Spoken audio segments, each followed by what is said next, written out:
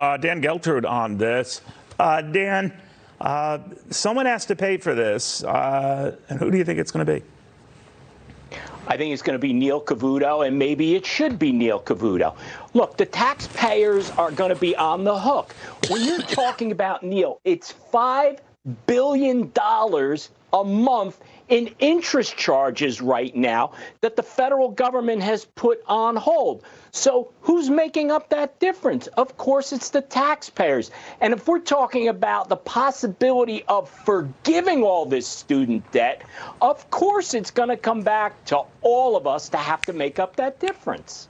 So where does this go? This is happening at the same time.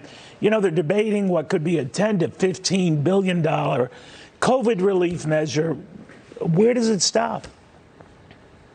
Neil, with the moratorium right now on the student debt in terms of no payments being made now until August 31st, this is a prime example of when the government starts to give stuff away, how hard it is to take it back. Now, these loans have to be paid at some point in time, but the fact that these politicians have given a free pass for so long, when are they going to pull it back? In November, when you have the midterms? I don't think so. So we continue to kick the can down the road.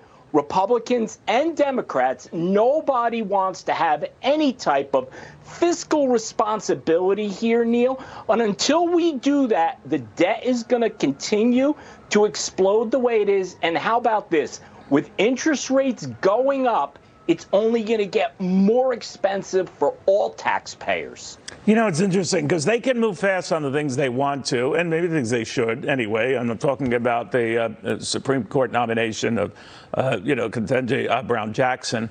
That they're taking up as we speak for a vote. She's likely to be approved today, but they fast track that. And I always wonder why they can't fast track a lot more stuff. I think this is important to fast track and get resolved, even though once approved, she's going to have to sit a while and wait for a judge by himself to finish out the term. Having said that, they have the ability to move fast on things, just like when you're at the 11th hour, negotiations to prevent a government shutdown. That's when they get stuff done. That's the way they do everything, though. I'm just wondering why the way they're handling this, the judge's situation, why they can't do that with all these pressing matters. Well, they certainly can do it, but it comes down to one simple fact. They all vote and they all press and they all move things based upon what they think is going to benefit them. In other words, how is this going to impact my reelection? So if this is good for me and me retaining my seat in Congress, then this is something that's a priority and we have to get it done fast.